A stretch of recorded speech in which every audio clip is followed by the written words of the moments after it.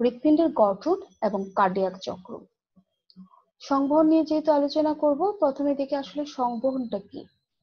সংবহন হচ্ছে দেহের সকল কোষে প্রয়োজনীয় উপাদান পৌঁছে দেওয়া এবং উৎপন্ন বিপাকীয় বর্জ্য দেহ থেকে অপসারণের জন্য রক্ত, লসিকা এসব তরলের যে চক্রাকার সঞ্চালন, সেটাকে বলা হচ্ছে সংবহন। আর এই সংবহনের সাথে যে তন্ত্রটা জড়িত, সেটাকে আমরা সংবহন তন্ত্র বলি। আমাদের দেহে মূলত রক্ত সঞ্চালন তন্ত্র এবং লসিকা, এই দুইটা মিলে সার্কুলেশনটা হয়ে থাকে। এখন আসো আমরা, যেহেতু আগে বলেছি আমি আজকে এই সংবহন অধ্যায় হতে হৃৎপিণ্ডের গঠন এবং কার্ডিয়াক চক্র নিয়ে আলোচনা করব, তাহলে দেখি আমাদের হৃৎপিণ্ডের অবস্থানটা কোথায়। আমাদের হৃৎপিণ্ডটি অর্থাৎ ম্যামালদের ক্ষেত্রে এটি ডায়াফ্রামের উপরে আমাদের যে দুইটা ফুসফুস আছে, ফুসফুসের মাঝ বরাবর, অবশ্যই বাম ফুসফুসের কাছাকাছি কার্ডিয়াক নচ যেটা আছে, অর্থাৎ বাম ফুসফুসের পাশে যে বাম ফুসফুসের সাথে যে কার্ডিয়াক নচ আছে, সেখানে আমাদের হৃৎপিণ্ডটি সংযুক্ত থাকে। এই হৃৎপিণ্ডের গোড়ার দিকের অংশটি একটু প্রশস্ত এবং এই যে শীর্ষটি সেটা মুচ আকার। আবার দেখো এখানে একটু মনে হয় যেন একটু আমাদের হৃৎপিণ্ডটা এখানে গিয়ে একটু বাঁক নিয়েছে, একটু এই যে এখানে দেখো একটু মনে হয় একটু মুচড় খেয়ে গেছে বা একটা বাঁক নিয়েছে। এই শীর্ষ অংশটি, অর্থাৎ আমি যদি বিস্তৃতিটা বলি, তাহলে আমাদের হৃৎপিণ্ড আমাদের পঞ্চম কশরুকা পর্যন্ত বিস্তৃত থাকে। এখন আসো হৃৎপিণ্ডের বাহ্যিক গঠন। হৃৎপিণ্ডের বাহ্যিক গঠনে আমি পেরিকার্ডিয়াম অর্থাৎ হৃৎপিণ্ডের যে বাইরের আবরণী সেটি এবং হৃৎপ্রাচীর সম্পর্কে আলোচনা করব। তাহলে দেখো এই যে সাদাটে যে আবরণীটা তোমরা দেখছো, সেটাকে আমরা বলছি পেরিকার্ডিয়াম। এই পেরিকার্ডিয়ামকে আবার দুই ভাগে ভাগ করা হয়। একটা হচ্ছে ফাইব্রাস পেরিকার্ডিয়াম, আর একটা হচ্ছে ভিসারাল পেরিকার্ডিয়াম। একটা হচ্ছে ফাইব্রাস এবং অন্যটি হচ্ছে এই যে একটা হচ্ছে ফাইব্রাস, যেখানে ফাইব্রাস যে পেরিকার্ডিয়াম, আর একটা হচ্ছে এই যে যেটাকে স্যারাস পেরিকার্ডিয়াম বলা হচ্ছে। এই স্যারাস পেরিকার্ডিয়ামটা আবার দুইটা স্তর নিয়ে গঠিত। একটা হচ্ছে প্যারাইটাল, পেরিয়েটাল, আরেকটা হচ্ছে এই ভিসারাল লেয়ার। এই পেরিয়েটাল লেয়ারটা কোথায় থাকছে? তোমরা দেখতে পাচ্ছ এই পেরিয়েটাল লেয়ারটা থাকছে উপরের দিকে, অর্থাৎ ফাইব্রাস পেরিকার্ডিয়ামের সাথে, এবং ভিসারাল লেয়ারটা থাকছে হৃৎপিণ্ডের যে প্রাচীর, ওয়ালের প্রথম প্রাচীর এপিকার্ডিয়ামের সাথে। এখন এই স্যারাস স্তর, অর্থাৎ এই স্যারাস স্তরের পেরিয়েটাল এবং ভিসারাল, এই দুইটি স্তরের মাঝখানে থাকে পেরিকার্ডিয়াল ক্যাভিটি। এই পেরিকার্ডিয়াল ক্যাভিটিতে, অর্থাৎ এখানে থাকে ফ্লুইড, যেটাকে বলা হয় পেরিকার্ডিয়াল ফ্লুইড। তাহলে এই ফ্লুইডটা থাকার কাজটা কি? এই ফ্লুইডের কাজ কি? এই ফ্লুইডের কাজ হচ্ছে আমাদের হৃৎপিণ্ডের প্রাচীরকে ঘর্ষণজনিত বা আঘাত থেকে, তাপ থেকে, চাপ থেকে রক্ষা করছে এই ফ্লুইডটা। এখন আসো আমরা হৃৎপিণ্ডের যে ওয়ালটা, সেই ওয়ালটা কি দিয়ে গঠিত একটু দেখি। হৃৎপিণ্ডের ওয়ালে তিনটি স্তর থাকে। একটা হচ্ছে এপিকার্ডিয়াম, একটা হচ্ছে মায়োকার্ডিয়াম এবং অন্যটি হচ্ছে এন্ডোকার্ডিয়াম। এপিকার্ডিয়াম এটা হচ্ছে বাইরে যোজক কলা দিয়ে যোজক কলা থাকে এখানে। আরো আছে বিক্ষিপ্ত ভাবে এখানে চর্বি থাকতে পারে, অর্থাৎ মেদ কলা থাকতে পারে, এবং মেদ কলা থাকতে পারে না, থাকে। তারপর হচ্ছে এটা আমরা দেখি, আমরা যখন গরুর কোনো হৃৎপিণ্ড দেখি বা ছাগলের হৃৎপিণ্ড, এখানে কিন্তু আমরা দেখি হৃৎপিণ্ডের উপরে কিছু চর্বি সংযুক্ত রয়েছে। এই এপিকার্ডিয়ামের নিচে যে স্তর দুইটি আছে, অর্থাৎ মায়োকার্ডিয়াম এবং এন্ডোকার্ডিয়াম, এই দুইটি স্তর সবচেয়ে কার্যকর স্তর। মায়োকার্ডিয়াম কি করছে? এই যে মায়োকার্ডিয়ামে কিন্তু দুই ধরনের সেল পাওয়া যায়। একটা হচ্ছে কার্যকর কোষ বলা হয়, আরেকটা হচ্ছে আমরা যে সাইনোএট্রিয়াল নোড বা পেসমেকারের কথা বলবো বা পরিবাহী কোষ, যেটা আমরা পরে আলোচনা করব। এই দুই ধরনের কোষ নিয়ে মায়োকার্ডিয়ামটা গঠিত। অর্থাৎ একটা হচ্ছে ওয়ার্কিং, যেটাকে বলা হচ্ছে কার্যকর কোষ, আরেকটা হচ্ছে পেসমেকার বা পরিবাহিতার জন্য দায়ী যে সেলগুলো। এন্ডোকার্ডিয়াম কি করে? এন্ডোকার্ডিয়াম হচ্ছে এই যে হৃৎপিণ্ডের ভেতরে প্রকোষ্ঠগুলো সেগুলোকে বিভাজন করতে সাহায্য করেছে। এখানে যে কপাটিকাগুলো থাকে সেগুলোর আচ্ছাদন তৈরি করেছে, নিলয়ের প্রাচীর গঠন করেছে। এগুলো হচ্ছে এন্ডোকার্ডিয়ামের কাজ। এন্ডোকার্ডিয়াম এই কাজগুলো করে থাকে। এখন আসো, আমাদের হৃৎপিণ্ডটা হচ্ছে একেবারে ইউনিক। এর পেছনের কারণ হচ্ছে এর যে পেশি দ্বারা হৃৎপিণ্ডটি গঠিত সেই পেশির বৈশিষ্ট্যের কারণে। আমরা বৈশিষ্ট্যগুলো বলবো, তার আগে আমরা একটু হৃৎপিণ্ডের যে গঠনটা সেটা একটু দেখি। তোমরা এখানে একদম দেখতেই পাচ্ছ হৃৎপিণ্ডের এখানে নিউক্লিয়াস আছে, তারপরে এই যে বাইরে যে আবরণীটা যেটাকে সার্কুলামা বলে, অর্থাৎ আমরা যে পেশি আবরণ বা এখানে আসলে সেল, এই যে অনেকগুলো ফাইবার গুলো হচ্ছে এক একটা সেল, এগুলো এই সেলগুলোর চারিদিকে আরেকটা প্লাজমা মেমব্রেন যেটা যেটা আমরা এক্ষেত্রে বলছি সার্কুলামা। এখন আসো ইন্টারক্লেটেড ডিস্ক, এই যে এখানে একটা দেখছো ইন্টারক্লেটেড ডিস্ক যেটা, সেটা কি? ইন্টারক্লেটেড ডিস্ক এটা হচ্ছে এখানে যে সার্কুলামার কথা বললাম, অর্থাৎ হৃৎপেশি যে আবরণী দ্বারা আবৃত থাকে, সে সার্কুলামাটা, দুইটা সার্কুলামা যখন একসাথে হয়, সংযুক্ত হয়, সেখানে একটু গাঢ় একটা ডিস্কের মতো গঠন তৈরি করছে। এটাকেই বলা হচ্ছে ইন্টারক্লেটেড ডিস্ক। এখন দেখো এই হৃৎপেশিগুলো কিন্তু সিঙ্গেল, মানে একটা আরেকটার সাথে, ফাইবার গুলো একটা আরেকটার সাথে ইন্টারকানেক্টেড, এবং এখানে সুস্পষ্ট নিউক্লিয়াস আছে। আবার দেখো এখানে দেখো একটু অচিত পেশির মধ্যে এখানে একটু একটু একটু অনেকগুলো দাগও দেখা যায়, যেটাকে স্ট্রিয়েশন বলা হয়। এখন এই যে ইন্টারকানেক্টেড থাকে, বা এখানে এক ধরনের গঠন, আবার ইন্টারক্লেটেড ডিস্কের এখানে আরেক ধরনের গঠন, অর্থাৎ পরিবাহিতা কম বেশি হয়, সবকিছু মিলিয়ে এই গঠনগুলো হৃৎপেশিকে একটা অনন্য অসাধারণ পেশিতে পরিণত করেছে। এর প্রধান বৈশিষ্ট্য কি? প্রধান বৈশিষ্ট্য হচ্ছে এটার রিদমিসিটি, রিদম তৈরি করছে। আমাদের যতগুলো অঙ্গ আছে মোটামুটি সবগুলো নার্ভাস সিস্টেম এবং হরমোনের প্রভাবে প্রভাবিত হয়, কিন্তু এই হৃৎপিণ্ডের যে পেশিগুলো, এই পেশিগুলো কিন্তু কারো দ্বারা প্রভাবিত হচ্ছে না। হ্যাঁ, নার্ভাস সিস্টেম শ্বসনের হারকে কম বেশি করতে পারবে, কিন্তু যে মানে রিদমের বা ইম্পালসের যে অরিজিন করা, সেটা তৈরি করা, সেটা শুধুমাত্র পেশি নিজে করতে পারে, স্বয়ংক্রিয়ভাবে করতে পারে। এবং এই স্বয়ংক্রিয়ভাবে এবং মানে স্বয়ংক্রিয়ভাবে তারা কি করছে, নিজেরাই রিদমিক ভাবে ইম্পালসটা সৃষ্টি করছে, যা অন্য কোনো সেলে বা অন্য কোনো এই সবসময় এই গুণটি হৃৎপিণ্ডিতে দেখা যায়, অন্য কোনো কোষে এটা দেখা যায় না। এই জন্য দেখা যায় যে যদি আমি একটা প্রপার একটা ফিজিওলজিক্যাল সলিউশনের মধ্যে পিএইচ মাত্রাটা ঠিক রেখে বা যদি নির্দিষ্ট একটা তাপে রেখে দিই, তাহলে কিন্তু তারপরে দেখা যায় হৃৎপিণ্ডটি বা ফাইবার গুলো কি করবে, সংকুচিত প্রসারিত হচ্ছে। যেহেতু এটার কারণটা হচ্ছে, যেহেতু নিজে কি করছে, হৃৎপেশি নিজে রিদম তৈরি করছে, নিজে ইম্পালসটা তৈরি করছে, এই জন্য বাইরের প্রভাবটা তার, বাইরের কোনো প্রভাব দ্বারা সে প্রভাবিত হচ্ছে না। এবং এই জন্য বাইরে রাখলেও, শরীরের বাইরে রাখলেও হৃৎপিণ্ড কিন্তু কি করতে পারে, কিছু মাইজনিক, অর্থাৎ এটা কিছুক্ষণ সংকুচিত প্রসারিত হতে পারে। এরপরে আসো কন্ডাক্টিভিটি। কন্ডাক্টিভিটি এটা হচ্ছে ইম্পালসটা, অর্থাৎ যদি আমরা পরে দেখবো সংযোগী টিস্যু থেকে যে কিভাবে ইম্পালস তৈরি হচ্ছে, ইম্পালসটা খুব সুন্দরভাবে কিন্তু হৃৎপিণ্ডে ছড়িয়ে পড়ছে। অর্থাৎ সাইনোয়াট্রিয়াল নোড থেকে এটা ইয়েতে যাচ্ছে, এভি নোটে যাচ্ছে, এভি নোট থেকে এটা বান্ডেল অফ হিজে যাচ্ছে, বান্ডেল অফ হিজ থেকে এটা পার্কিনজি তন্তুগুলো ভেন্ট্রিকুলার পেশিতে যাচ্ছে, এরপর সংকুচিত হচ্ছে পেশি বা প্রসারিত হচ্ছে। এই জিনিসটা হচ্ছে কন্ডাক্টিভিটি, অর্থাৎ পরিবহনটা, ইম্পালসটা সুন্দরভাবে পরিবাহিত হচ্ছে। এইটাই হচ্ছে এই মানে হৃৎপিণ্ডের আরেকটা অসাধারণ গুণ। এরপর আসো এক্সাইটেবিলিটি এবং হচ্ছে কন্ডাক্টিভিটি, আমি আবার একসাথে বলছি। এটা কি উত্তেজনা এবং সংকুচন, এটা কিন্তু প্রায় সব পেশিতে আছে। এই পেশিগুলিতে কেন আছে? আসলে পেশির মধ্যে দুইটা স্পেশাল প্রোটিন আছে, আমরা যখন পেশিতন্ত্র পড়বো তখন দেখবো। এটা হচ্ছে, একটা হচ্ছে অ্যাক্টিন আর একটা হচ্ছে মায়োসিন।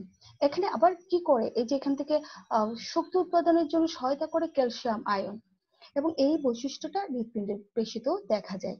একটা চমৎকার বিষয় সেটা হচ্ছে অল অর নান। সবাই থাকবো নাহলে কেউ থাকবো না, অল আর নান ল। সেটা কি, যখন একটা নির্দিষ্ট উত্তেজনা, উত্তেজনা কিন্তু আবার কম হলে হৃদপেশি মানে সংকুচিত হবে না বা উত্তেজিত হবে না। একটা নির্দিষ্ট উত্তেজনায় হৃদপেশিগুলো উত্তেজিত হবে, তবে কিভাবে, সবাই একসাথে উত্তেজিত হবে, সবাই একসাথে সংকুচিত হবে। কিন্তু উত্তেজনার মাত্রাটা বা স্টিমুলেশনটা যদি কম থাকে তাহলে কিন্তু কি হবে না, তারা উত্তেজনায় উত্তেজিত হবে না। অর্থাৎ এখানে একটি কথা, সেটা হচ্ছে যা করব 10 জনে মিলে করব, সব হৃদপেশি একসাথে করব, আর না করলে কেউ করব না। এই ধরনের লটাকে বলা হচ্ছে অল অর নান ল। আরেকটা একেবারে অনন্য সাধারণ ফেনোমেনন, এটা আর কোনো পেশিতে দেখা যায় না, সেটা হচ্ছে স্টেয়ারকেস ফেনোমেনন। এটা কি, এটা হচ্ছে সিঁড়ির ধাপের মতো। প্রথম উত্তেজন, একটা হৃদপেশি প্রথমে উত্তেজনায় সংকুচিত হয়, তারপর সমান উত্তেজনাতে তার চেয়ে একটু বেশি সংকুচিত হচ্ছে, তারপর আরেকটু বেশি, এভাবে ক্রমশ ধাপে ধাপে উঠে একটা লেভেলে এসে এটা সমভাবে উত্তেজিত ও সংকুচিত হতে পারে। এই ঘটনাটাকে বলা হচ্ছে স্টেয়ারকেস ফেনোমেনন। আবার যখন উত্তেজনা বা ইম্পালসটা যখন বন্ধ হয়ে যাচ্ছে, তখন ধীরে ধীরে ধীরে এটা কি ক্রমে ক্রমে এটা কি হচ্ছে, বন্ধ হয়ে আসে। এই ব্যাপারটা, এই ফেনোমেননটা বা এই প্রপঞ্চটা অন্য কোনো পেশির ক্ষেত্রে দেখা যায় না। এখন এরকম আরো দু একটা বৈশিষ্ট্য হৃদপেশির আছে, তোমরা এগুলো দেখবে। এরপরে দেখি আমরা পরবর্তী স্লাইডে। হৃদপিণ্ডের হৃদপিণ্ডটা চারটি প্রকোষ্ঠ নিয়ে গঠিত। একটা হচ্ছে বাম অলিন্দ, বামে এদিক থেকে শুরু করে, একটা হচ্ছে ডান অলিন্দ, একটা হচ্ছে বাম অলিন্দ, ডান নিলয়, বাম নিলয়। প্রথমে আমি অলিন্দ সম্পর্কে বলি। অলিন্দের প্রাচীর কিন্তু তুলনামূলক, অর্থাৎ নিলয়ের চেয়ে কম, মানে কম পুরুত্ব যুক্ত বা পাতলা। হৃদপিণ্ডের সম্মুখ অংশে এট্রিয়ামগুলো অবস্থান করে এবং আন্ত অলিন্দ পর্দা দ্বারা এরা কি পরস্পর থেকে পৃথক থাকে। আবার অলিন্দ নিলয় ছিদ্রপথে এরা নিলয়ের সাথে সংযোগ রক্ষা করে। ছিদ্র দুটিতে কপাটিকা থাকে, এগুলো নিলয়ের যে পেপিলারি পেশি আছে বা এই পেশিগুলোর সাথে কি হয়, সংযুক্ত থাকে। এখন আসো আমরা একটু নিলয়টা দেখি, নিলয়ের কথা বলি। নিলয় নিলয় কিন্তু অপেক্ষাকৃত পুরু, তবে তার মধ্যে এই যে মানে বাম নিলয় কিন্তু বেশি পুরুত্ব। অর্থাৎ ডান নিলয়ের চেয়ে বাম নিলয়ের যদি পুরুত্বের একটা তুলনা করি, এটা যদি একবার মানে এক হয় তাহলে এটা 3। অর্থাৎ ডান নিলয় এবং বাম নিলয়ের পুরুত্বের অনুপাত হচ্ছে 1:3। এখন কেন হচ্ছে, কারণ হচ্ছে যদি আমি বলি ডান অলিন্দ থেকে বাম অলিন্দটা, অলিন্দ থেকে নিলয়ের পুরুত্ব বেশি, এর কারণ হচ্ছে নিলয়ের কাজ কিন্তু বেশি। আবার যদি বলি বাম নিলয় ডান নিলয়ের চেয়ে অনেক বেশি পুরুত্ব সম্পন্ন, এর কারণ হচ্ছে বাম নিলয় কিন্তু কি করে, বাম নিলয় থেকে কিন্তু আমাদের অক্সিজেনযুক্ত রক্ত পুরো শরীরে ছড়িয়ে পড়ছে। আর ডান নিলয়ের ক্ষেত্রে দেখা যায় এখানে শুধুমাত্র রক্ত যাচ্ছে, তার কাছাকাছি আরেকটা মানে যে পালমোনারি ধমনির মাধ্যমে।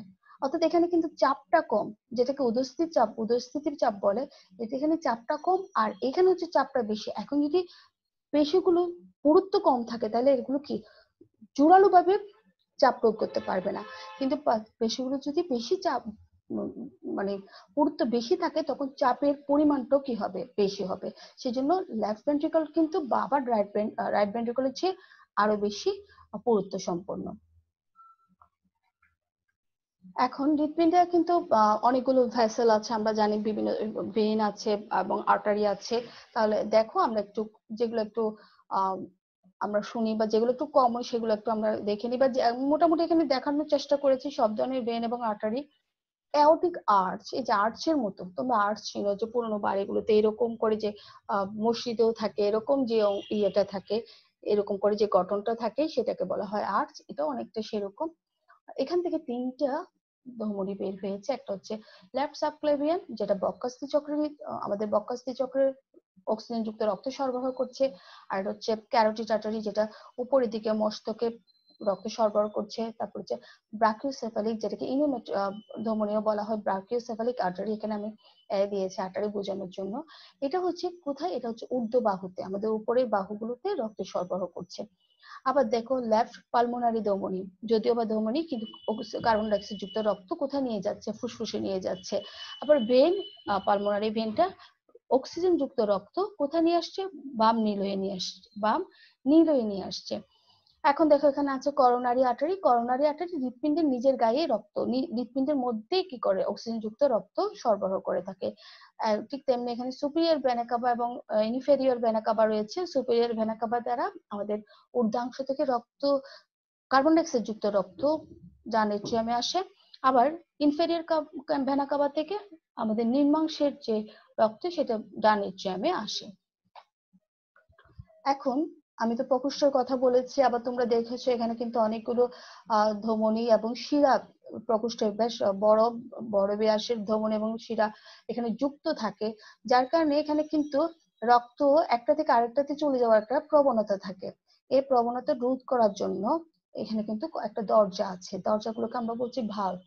যেমন এই যে এই অলিন্দ এবং নীলয়, ডান অলিন্দ ডান নীলয়, এর মাঝখানে যে দরজাটা থাকে সেটা হচ্ছে তিন পত্র যুক্ত বা ট্রাইকাসপিড, তিনটা কাসপিডে সংযুক্ত, সেজন্য এটাকে বলা হচ্ছে ট্রাইকাসপিড ভালভ।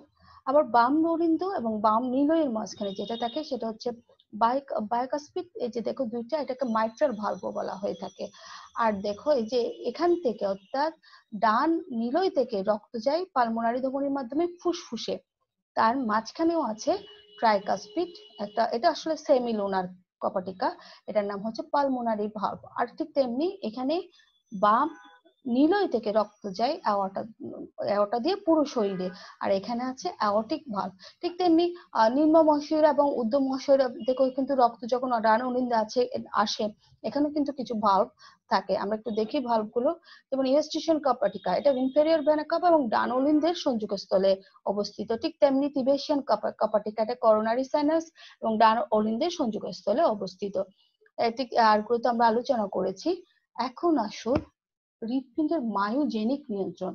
মায়োজেনিক নিয়ন্ত্রণটা বোঝানোর আগে আমি তোমাদেরকে একটু প্রশ্ন করি, মায়োজেনিক নিউরোজেনিক দুটার মধ্যে পার্থক্যটা কোথায়? একটু চিন্তা করো। মায়োজেনিক এবং নিউরোজেনিক এই দুইটার মধ্যে একটু খেয়াল করো, আমি দুইটা শব্দ বলছি, মায়োজেনিক এবং একটা হচ্ছে নিউরোজেনিক। মায়োজেনিক এবং নিউরোজেনিক। মায়োজেনিকটা হচ্ছে যেটা মায়ু আমরা জানি কি পেশির সাথে সংশ্লিষ্ট, অর্থাৎ এখানে যা উৎপন্ন হচ্ছে সেটা মায়ু থেকে, পেশি থেকে উৎপন্ন হচ্ছে এই নিয়ন্ত্রণটা। আর নিউরোজেনিকটা হচ্ছে যেটা নিউরন দ্বারা বা নার্ভাস সিস্টেম দ্বারা নিয়ন্ত্রিত হচ্ছে। বেশিরভাগ ক্ষেত্রে উচ্চ শ্রেণীর যে প্রাণীগুলো, মেরুদণ্ডী প্রাণীগুলোর ক্ষেত্রে তাদের হৃৎপিণ্ডটা মায়োজেনিক নিয়ন্ত্রণ প্রদর্শন করে। আর অন্যান্য প্রাণী, যেমন ধরো তোমরা তেলাপোকার অঙ্গসংস্থান দেখেছো, তাদের হৃৎপিণ্ডগুলো দেখা যাচ্ছে এটা নার্ভাস সিস্টেম দ্বারা নিয়ন্ত্রিত হয়। তাহলে স্নায়ুতন্ত্র এবং হরমোন ছাড়া হৃৎপিণ্ডের ক্রিয়া অব্যাহত থাকে মায়োজেনিক নিয়ন্ত্রণের মাধ্যমে। এরপরে এখানে হৃৎপেশির যে স্বনিয়ন্ত্রিত ক্রিয়া, হৃৎপেশির স্বনিয়ন্ত্রিত ক্রিয়া, হৃৎপিণ্ডের স্পন্দনটা সৃষ্টির কৌশলটাকে আসলে হচ্ছে মায়োজেনিক নিয়ন্ত্রণ। অর্থাৎ এখানে বাইরের কোনো প্রভাব আর কাজ করছে না, হৃৎপিণ্ড নিজের স্পন্দনটা নিজে সৃষ্টি করছে। এই যে কৌশলটা, এটাই হচ্ছে মায়োজেনিক নিয়ন্ত্রণ। এই কৌশলটা যাদের মাধ্যমে হচ্ছে তাদেরকে আমরা বলছি সংযোগী বা জাংশনাল টিস্যু। এখন আমরা একটু দেখবো, এরপর আরো একটু বিস্তারিত দেখবো এই জাংশনাল টিস্যু গুলো সম্পর্কে বা সংযোগী টিস্যু গুলো নিয়ে। প্রথমটা হচ্ছে এসএ নোড। আমি এসএ নোডটা এখানে একটু কালো করে দিয়েছি, তোমরা দেখতে পাচ্ছ এই যে এসএ নোড। আসলে এটা দেখতে স্পিন্ডল মানে মাকো আকৃতির। এখানে তোমার স্বয়ংক্রিয় স্নায়ুতন্ত্রেরও কিছু প্রান্ত প্রবেশ করেছে, আর হচ্ছে হৃৎপেশি তো আছে। এটা কোথায় অবস্থিত? এই দেখছো, এটা হচ্ছে ডান এট্রিয়াম এবং সুপিরিয়র ভেনা কাভা এর সংযোগস্থলে এটা অবস্থিত। এখান থেকে কি হচ্ছে, ইম্পালসটা, আমি যদি বলি স্পার্ক সৃষ্টি হচ্ছে, সেটা সৃষ্টি হয়ে কোথায় যাচ্ছে? এটা সৃষ্টি হয়ে যাচ্ছে atrioventricular node, S S N বা এটাকে আরেকটা শব্দ আমরা বলি, এটাকে আমরা প্রাকৃতিক পেসমেকারও বলে থাকি। কারণ সানকে পেসমেকার বলি এই কারণে যে প্রতিটি উত্তেজনা তরঙ্গ এখানেই সৃষ্টি হয় এবং পরবর্তী উত্তেজনা তরঙ্গ সৃষ্টির উদ্দীপক হিসেবে এটি কাজ করে। এখন এই যে এন থেকে সৃষ্ট অ্যাকশন পটেনশিয়াল ইলেকট্রিক্যাল সিগন্যালের মাধ্যমে আমাদের হার্টবিট শুরু হয়ে যায়। এই যে হৃৎপিণ্ডের একবার সিস্টোল বা ডায়াস্টোল, এই জিনিসটা আসলে এখান থেকে সৃষ্ট যে ইম্পালসটা বা যে ইলেকট্রিক সিগন্যালটা সেটার মাধ্যমে কিন্তু ছড়িয়ে পড়ে সংকুচিত প্রসারিত হচ্ছে, সংকুচনটা হচ্ছে, তারপর প্রসারিত হয়ে যায়। সংকুচনের পরে তো স্বাভাবিকভাবে এটা প্রসারিত হয়ে যায়। এখন আসে অ্যাট্রিও, এটা তাহলে গেল, এটা হলো এসএন সাইনোএট্রিয়াল নোড। এরপরে আসো এখানে হচ্ছে অ্যাট্রিওভেন্ট্রিকুলার জাংশন। অ্যাট্রিওভেন্ট্রিকুলার এটাকে ট্রানজিশনাল ফাইবারও বলা হয়। এখানে সেম এটার গঠন আর এটার গঠনও প্রায় একই। এসএন থেকে এভিএন উদ্দীপনার ঢেউ কিন্তু আসতে, ঢেউ পরিবহনে একটু সময় লাগে, এটা সময় প্রায় 0.15 সেকেন্ড হয়ে থাকে, দেরি হয়। অর্থাৎ এখানে ভেন্ট্রিকুলার সিস্টেম শুরু আগে যাতে এই অ্যাট্রিয়ামের কি হয়, যাতে অ্যাট্রিয়ামের সিস্টলটা সম্পূর্ণ হয়। এই যে একটু দেরি হচ্ছে, এটার পেছনে কিন্তু একটা কারণ আছে, যাতে এই অ্যাট্রিয়ামের সিস্টলটা শেষ হলে তারপর যাতে এই ভেন্ট্রিকুলার সিস্টলটা শুরু হতে পারে। এই জন্য অ্যাভি নোড থেকে এসএন থেকে এবি নোডে সিগন্যালটা আসতে একটু দেরি হয়। এরপরে দেখো এবি নোডের এখানে এসে এটি কি হয়ে গেল, এটা শাখান্বিত হয়ে গেল। এই শাখান্বিত অর্থাৎ হৃৎপিণ্ডের এই বিশেষ টিস্যুটি এবি নোড থেকে উৎপন্ন হচ্ছে, যেটাকে আমরা বান্ডেল অফ হিস বলছি। এটা এবি নোড থেকে উৎপন্ন হয়ে এই যে দুইটা ভেন্ট্রিকলের মাঝখানে যে পর্দাটা, যেটাকে আমরা বলছি ভেন্ট্রিকুলার প্রাচীর বা আন্তঃনিলয় প্রাচীরের পশ্চাৎ এইখানে পর্যন্ত বিস্তৃত, এবং এটা ডান এবং বাম শাখায় বিভক্ত হয়ে ভেন্ট্রিকলের যে পার্কিনজি ফাইবারে পার্কিনজি তন্তুতে এটি মিলিত হয়েছে। এখানে অ্যাভিনোড থেকে উদ্দীপনাটা এখানে এটার মাধ্যমে বান্ডেল অফ হিজের মাধ্যমে পরিবাহিত হচ্ছে। পার্কিনজি তন্তু, এই তন্তুগুলো বান্ডেল অফ হিজ থেকে উৎপন্ন হয়ে ভেন্ট্রিকুলার প্রাচীরে একটা জাল সৃষ্টি করছে। বান্ডেল অফ হিজ থেকে উদ্দীপনা পার্কিনজি তন্তুর মাধ্যমে ভেন্ট্রিকলে ছড়িয়ে পড়ে, ভেন্ট্রিকল দুটি সংকোচন ঘটায়।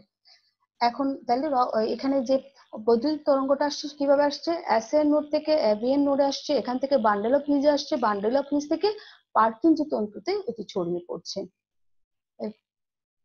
এখন আমি একটা কথা বলেছি যে এসএন বা সাইনোএট্রিয়াল নোড থেকে কি হচ্ছে, সাইনোএট্রিয়াল নোড থেকে ইম্পালসটা সৃষ্টি হচ্ছে। তাহলে ইম্পালসটা আসলে কিভাবে সৃষ্টি হচ্ছে, ইম্পালস সৃষ্টির পেছনে কারণটা কি?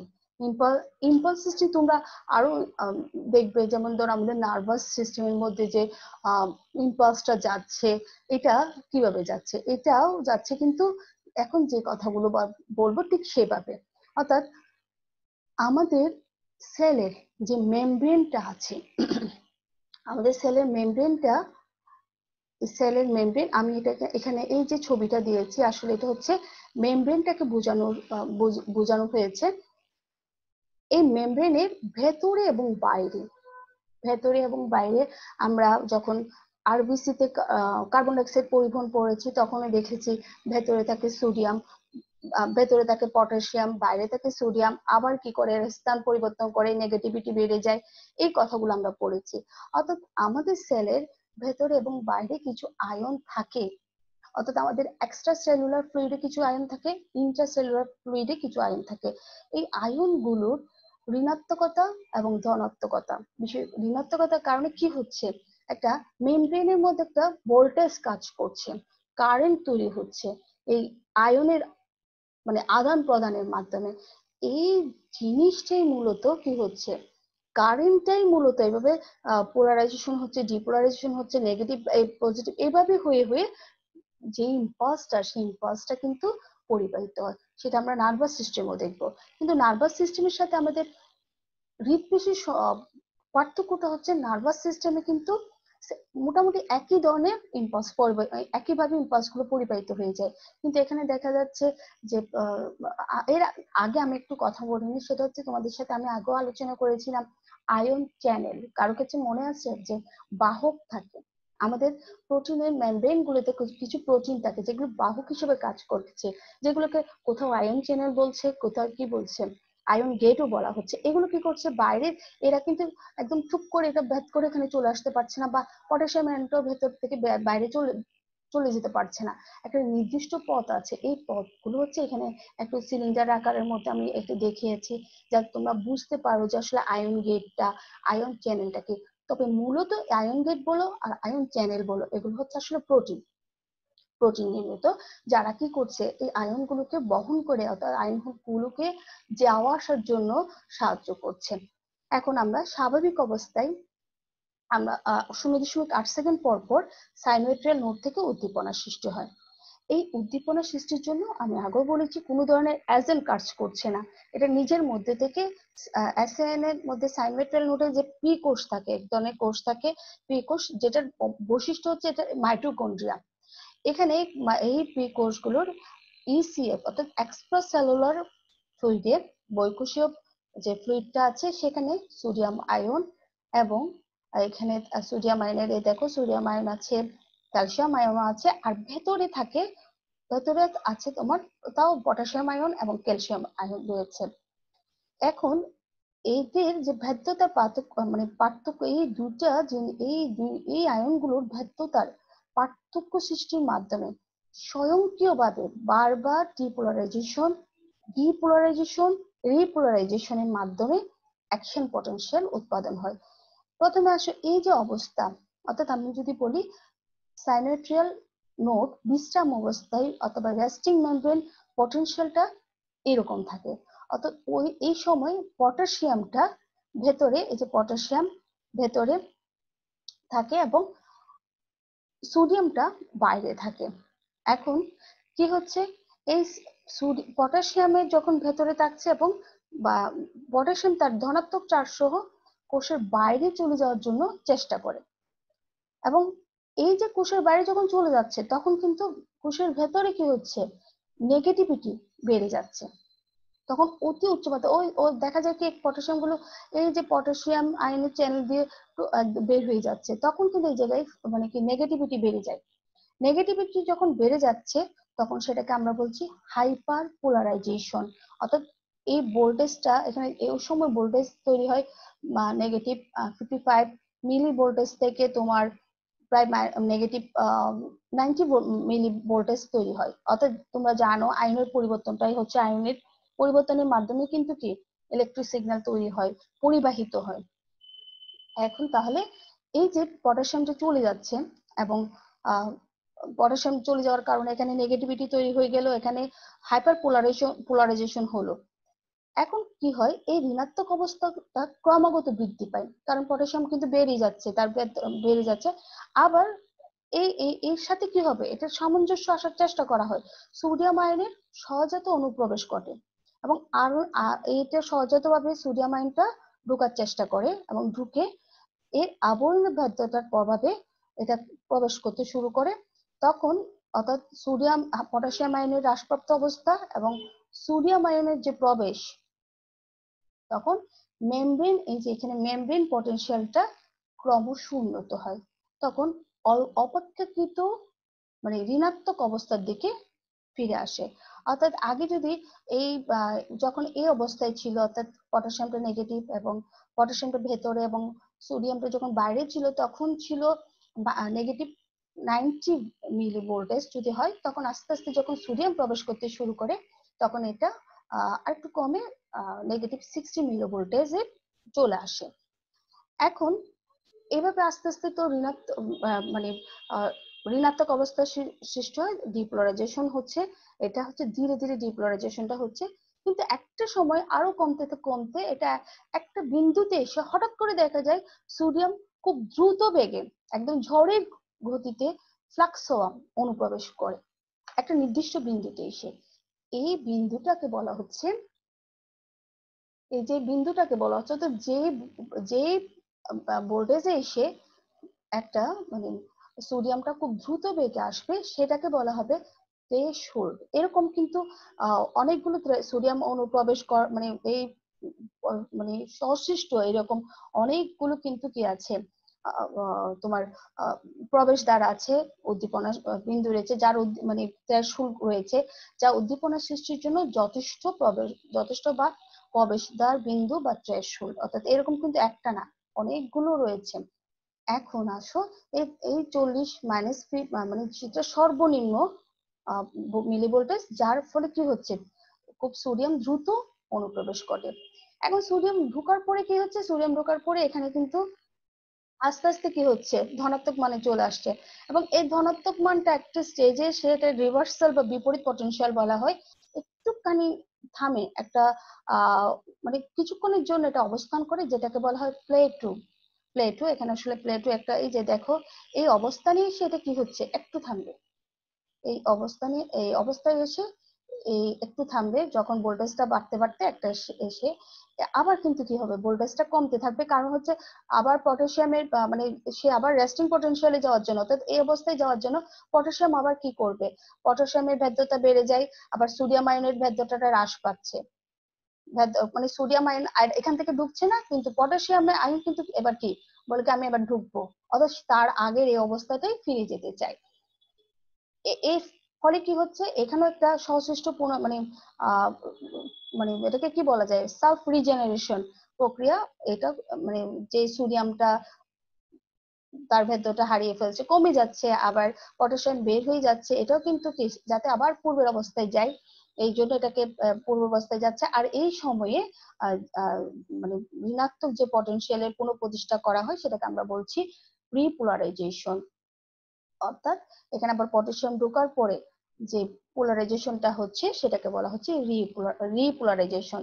তাহলে সমগ্র প্রক্রিয়াটি সম্মিলিতভাবে অ্যাকশন পটেনশিয়াল সৃষ্টি করে, এবং অ্যাকশন পটেনশিয়ালের সব দিকে পুনরায় আবার কি হচ্ছে, পটাশিয়াম উচ্চ পরিমাণ ভেদ্যতা প্রতিষ্ঠিত হচ্ছে, এবং এই প্রক্রিয়াটি বারবার চলতে থাকে। আমি এইটা বলার একটাই কারণ, সেটা হচ্ছে সাইনোএট্রিয়াল নোডে আসলে কিভাবে ইম্পালসটা তৈরি হচ্ছে। ইম্পালসটা আমরা এক কথায় যদি আমি একটু এতক্ষণ বলার পর যদি আমি একটু সামারাইজ করি, সেটা হচ্ছে কি, আমাদের মেমব্রেনের মধ্যে ভেতরে এবং বাইরে যে আয়ন গুলো আছে, সে আয়ন গুলো কিন্তু কি করে, তাদের ভেদ্যতা অনুসারে ভেদ্যতা বেড়ে যায়, ভেদ্যতা কমে যায়, বা তারা নেগেটিভিটি হলে সেটা পূরণ করার জন্য ভেতরে আসতে চায়, তখন তাদের যে সাম্য অবস্থাটা আছে সেটা পরিবর্তন হয়ে যায়। সেটা পরিবর্তন হওয়ার কারণে তারা কি করছে, মানে এখানে কি হচ্ছে, অর্থাৎ নেগেটিভ পজিটিভ নেগেটিভ এবং পোলারাইজেশন হচ্ছে, একবার ডিপোলারাইজেশন হচ্ছে, আবার রিপোলারাইজেশন হচ্ছে। এই অবস্থার মাধ্যমে সিগন্যালটা বা ইম্পালসটা এই যে পেসমেকার সেল থেকে, এখানে কন্ট্রাক্টাল যে সেলগুলো আছে, সেই সেলগুলো, অর্থাৎ আমাদের মায়োকার্ডিয়ামে যে সেলগুলো আছে, এই সেলগুলোর এই জায়গাটাকে বলা হচ্ছে গ্যাপ জাংশন। এটাকে বলা হচ্ছে গ্যাপ জাংশন। এই গ্যাপ জাংশনের মাধ্যমে, গ্যাপ জাংশন হচ্ছে যেখানে দুইটা সাইটোপ্লাজম মিলিত হয়ে একটা রাস্তা খুলে দিয়েছে, এটার মাধ্যমে আস্তে আস্তে পরিবাহিত হয়ে চারিদিকে ছড়িয়ে পড়ছে। তাহলে আমি আশা করব তোমরা কিভাবে ইম্পালসটা তৈরি হচ্ছে এটা তোমরা বুঝতে পেরেছো। এখন দেখি আমরা পরবর্তী স্লাইডে যাই। তাহলে আসো আমরা পরবর্তী স্লাইডে একটু দেখি। এখন আমি এতক্ষণ যা বলেছি সে হচ্ছে প্রাকৃতিক পেসমেকারের ক্ষেত্রে, কিন্তু কোনো কারণে যদি আমাদের এই পেসমেকারটা নষ্ট হয়ে যায়, তবে হ্যাঁ একটা জিনিস কি, সাইনোয়েট্রিয়াল নোড যখন নষ্ট হয়ে যায়, অ্যাবিএন কাজ শুরু করে। অ্যাবিএন নষ্ট হয়ে গেলে বান্ডেল অফ হিস হলে পারকিনসন, এভাবে কিন্তু আমার শরীরের ভেতরে কিন্তু বারবার চেষ্টা করে আমাদের রক্ষা করার জন্য, কিন্তু তারপরে যদি আমাদের এই পেসমেকার বা সিগন্যাল সৃষ্টিকারী জাংশনাল টিস্যুগুলি যখন নষ্ট হয়ে যাচ্ছে, তখন কি হচ্ছে, যখন নষ্ট হয়ে যাচ্ছে এই টিস্যুগুলো, তখন কৃত্রিম পেসমেকার দেওয়া হচ্ছে। কৃত্রিম পেসমেকারটা কি, কৃত্রিম পেসমেকারটা হচ্ছে এখানে একটা শক্তির উৎস থাকবে, অর্থাৎ বাইরে থেকে, বা যাতে ব্যাটারি বলা যায়, একটা লিথিয়ামের ব্যাটারি, এরকম গোলাকার একটা ধাতব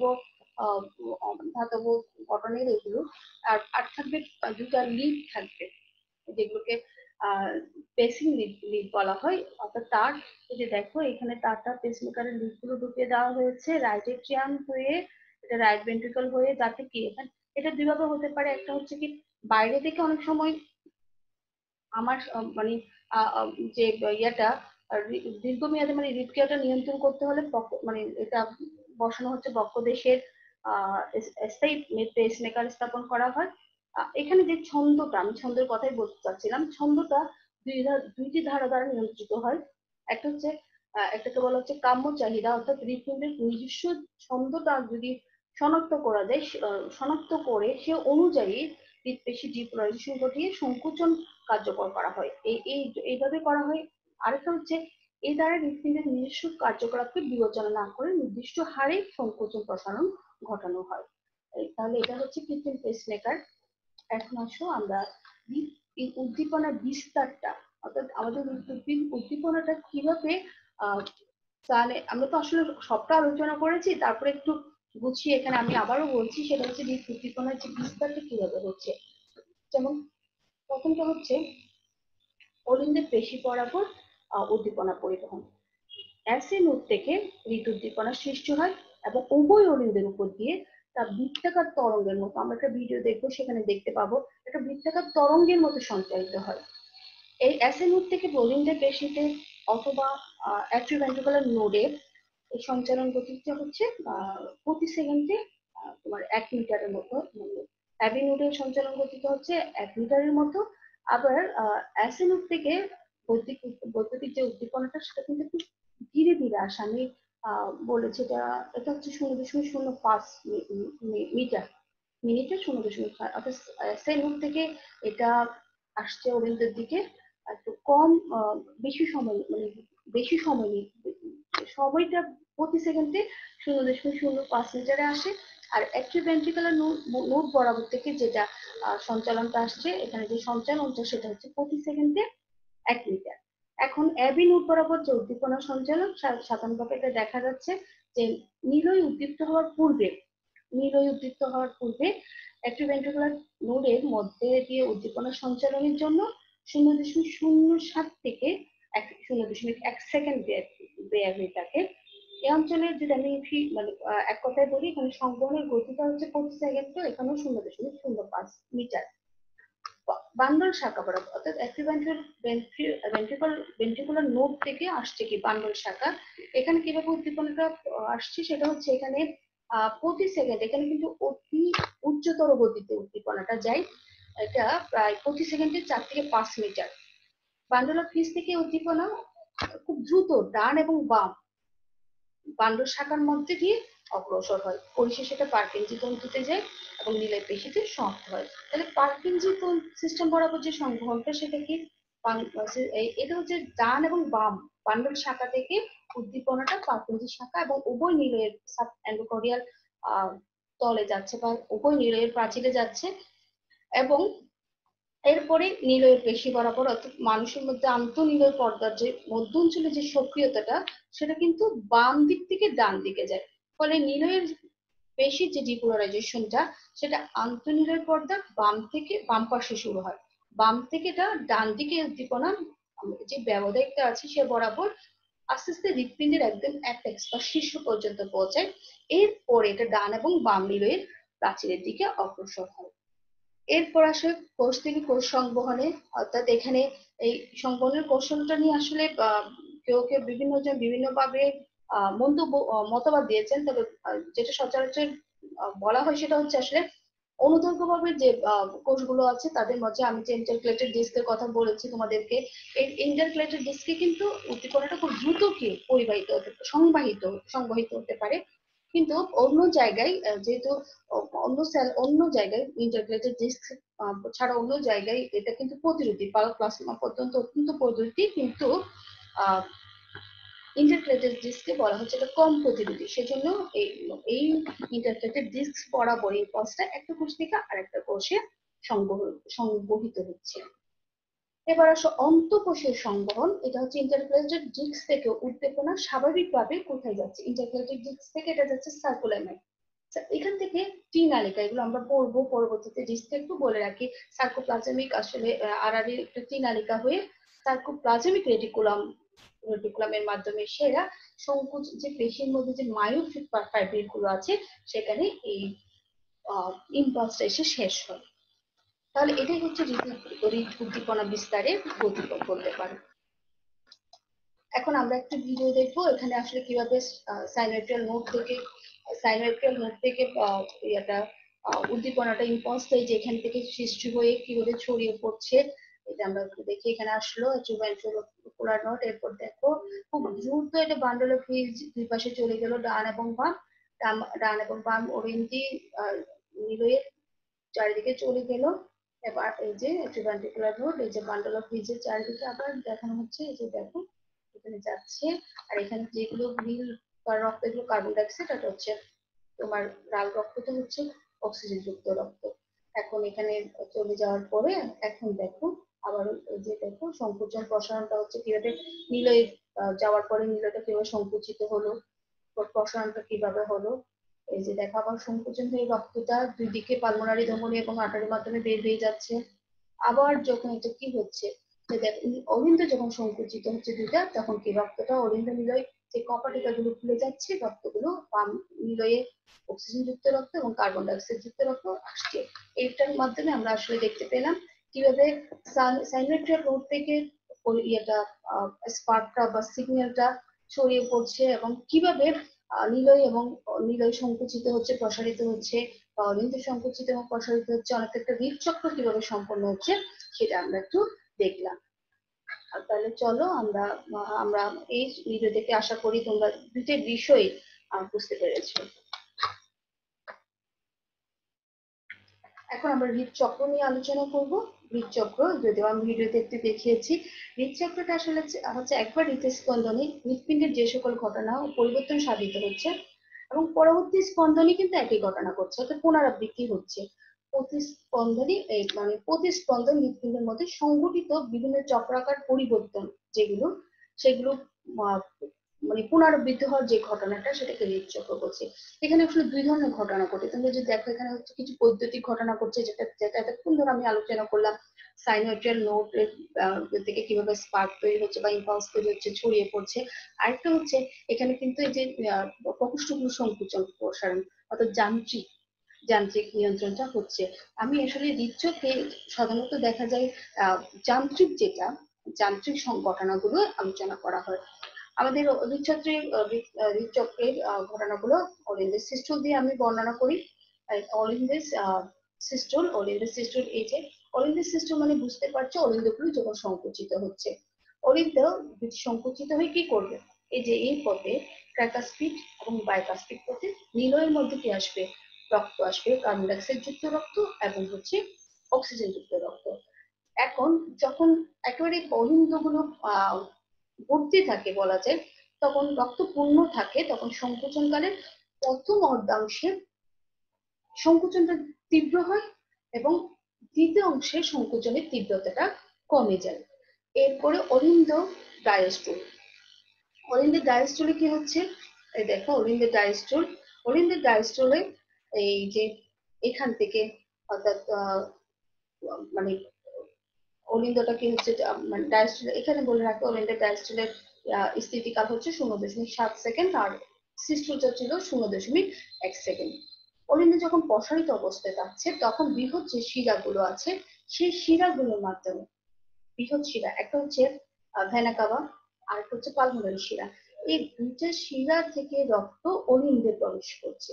এই দুইটা শিরা থেকে দেখো, এই দুইটা শিরা থেকে রক্ত অলিন্দে আসবে, এই যে এখান থেকে আসবে ডান অলিন্দে, তারপর হচ্ছে এখানে আসবে, এই যে এখান থেকে আসবে বাম অলিন্দে, যে শিরাজিটা এটা হচ্ছে অক্সিজেন যুক্ত রক্তটা আসবে এবং অলিন্দের ডায়াস্টুলের পরে পুনরায় আবার সিস্টেম শুরু হবে, এভাবে অলিন্দের ঘটনাগুলো পুনরাবৃত্তি করছে। এই সাথে আমরা একটু দেখি নিলয়।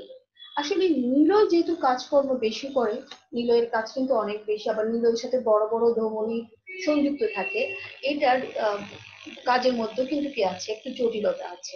আমরা প্রথমে নিলয়ের ডায়াস্ট্রোলটা নিয়ে আলোচনা করি। নিলয়ের প্রসারণের ফলে নিলয়ের যে মধ্যস্থ চাপটা আমরা জানি প্রসারিত হলে অর্থাৎ আয়তন বাড়লে চাপটা হ্রাস পায়। চাপটা যখন হ্রাস পাচ্ছে তখন কি হচ্ছে, তখন অ্যাওয়াটা অর্থাৎ এই যে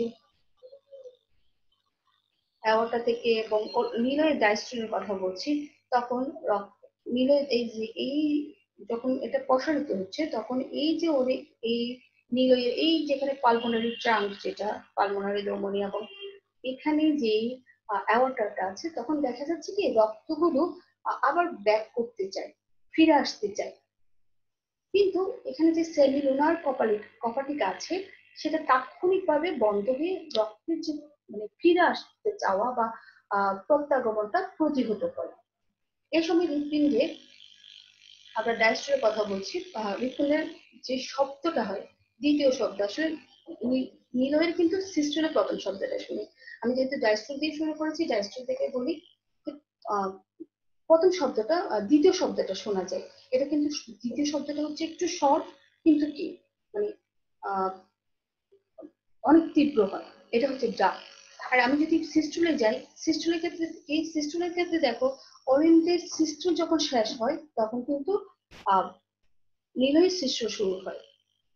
এই এক কথায় মানে যখন অরিন্দটা সংকুচিত হবে তখন নিলয়টা প্রসারিত হবে। নিলয়ের সৃষ্টি শুরু হওয়ার সাথে সাথে হৃৎপিণ্ডের প্রথম শব্দটা, আমি আবার এখানে আসলাম, প্রথম শব্দটা শোনা যায়। প্রথম শব্দটা মৃদু কিন্তু একটু লম্বা, তো লাভ লাভ এরকম হয়, লাভ শব্দটা। এর কারণ কি? এটা হচ্ছে সংকোচনের কারণে, যেহেতু নিলয়টা সংকুচিত হচ্ছে মানে চাপ হঠাৎ করে দিয়ে যায়, ফলে অলিন্দ নিলয় কপাটিকা বন্ধ হয়। এই বন্ধ হওয়ার প্রথম শব্দটা তাহলে লাভ, এটা হচ্ছে কি প্রথম শব্দটা হচ্ছে এই ট্রাইকাসপিড কপাটিকাটা, এই ট্রাইকাসপিড এবং অলিন্দ নিলয় যে বাইকাসপিড কপাটিকা, এই দুটো কপাটিকা বন্ধ হওয়ার শব্দ। এখন একটা জিনিস এখানে ঘটে, সেটা হচ্ছে নিলয় মানে যখন সিস্টুল হয়, সংকুচিত হয়, এই কপাটিকা বন্ধ হয়ে যায়, কিন্তু তখন সাথে সাথে এই পালমোনারি ট্রাঙ্ক বা এই অ্যাওর্টার কপাটিকা গুলো খুলে যায় না, কিছুক্ষণ পর খুলে। এই ওই সময় তাহলে নিলয়ের কি হচ্ছে, নিলয় নিলয় দিতে সংকুচনরত একটা বদ্ধ পুটুরির মতো একটা সেল, যেখান থেকে মানে এটা এই সময় কোনো রক্ত নিলয় থেকে বের হচ্ছে না। এই সময়টাকে বলা হচ্ছে আইসোমেট্রিক সংকোচন কাল। এইরকম আরেকটা আমরা পাবো আইসোমেট্রিক প্রসারণ কাল। তাহলে আমি দেখলাম যে এখানে সংকোচনের পরে কি হচ্ছে, প্রথমে তুমি সাথে সাথে এটা সংকোচন এটা খুলে যাওয়া এরকম হচ্ছে না, অর্থাৎ মানে আন্তঃনিলয় যে কপাটিকা গুলো আছে, সেই অলিন্দ নিলয় যে কপাটিকা আছে সেটা বন্ধ হওয়ার সাথে সাথে পালমোনারি ধমনী বা অ্যাওর্টার কপাটিকা খুলে যায় না, মাঝখানে একটু সময় থাকে, যে সময়টা নিলয়টা একেবারেই কি একটা বদ্ধ, চারিদিকে বদ্ধ একটা পুটুরির মতো কাজ করে, তখন সেটাকে বলা হচ্ছে আইসোমেট্রিক সংকোচন কাল। এখন যখন আবার এই কপাটিকা গুলো খুলে যাচ্ছে, রক্ত খুব প্রথমে মানে সর্বোচ্চ বয়স্করণ কাল যেটা বলছে, অর্থাৎ খুব দ্রুত ইজেকশন হবে রক্তের।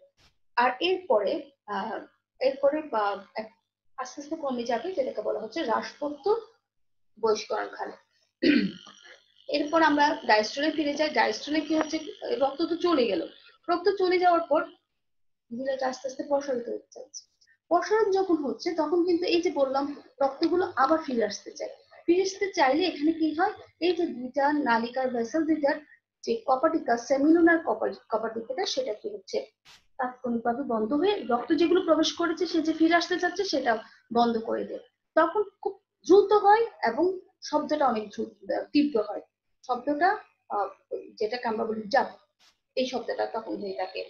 এখন নিলয়ের ডায়াস্টুলের আরেকটা, এই নিলয়ের ডায়াস্টুল আরেকটা ব্যাপার ঘটে, সেটা হচ্ছে নিলয়ের ডায়াস্টুল যখন একদম শেষের দিকে, তখন দেখা যায় যে অরিন্দের ডায়াস্টুলও কিন্তু কিছুটা এর সাথে কি হয়ে যায়, আমাদের যুগপত ভাবে একটা আরেকটাকে ওভারল্যাপ করে ফেলে। তখন তাহলে কি অরিন্দ একটু ডায়াস্টুল আছে, নিলয় ডায়াস্টুল আছে, তখন বোঝা যায় যে সম্পূর্ণ হৃৎপিণ্ডটা ডায়াস্টুল স্টেজে থাকে। এখন এই যে নিলয়ের ডায়াস্টুলের সূচনা থেকে আবার মানে প্রসারণ যখন হচ্ছে, তখন অর্ধচন্দ্র মানে এই যে সেমিলুনার কপাটিকাটা বন্ধ হওয়া পর্যন্ত সময়টাকে আমরা বলি প্রোটো ডায়াস্টলিক কাল। প্রোটো ডায়াস্টলিক, অর্থাৎ এটা বন্ধ হওয়ার সময়, এটা সম্প্রসারণ থেকে এটা বন্ধ হওয়ার সময় পর্যন্ত এটাকে আমরা বলি প্রোটো ডায়াস্টলিক সময়। এরপরে এখানে এই যে অলিন্দটা আমরা যে বলছি যে মানে এই যে এই স্থিতি প্রোটো ডায়াস্টলিক স্থিতির কালটা হচ্ছে 0.04 সেকেন্ড। সেমিলুনার কপাটিকা বন্ধ হয়ে গেলে ওই সময় অলিন্দ্রের, এই যে আমি সেম আগের অবস্থা, এটা বন্ধ হয়ে গেছে সাথে সাথে এটা খুলে যাচ্ছে না, কিন্তু ডায়াস্ট্রলের ক্ষেত্রে, নিলয়ের ডায়াস্ট্রলের ক্ষেত্রে এটা বন্ধ হয়ে যাওয়ার সাথে সাথে এটা খুলবে না, এটা একটু এটাও কি থাকছে, বন্ধ থাকছে।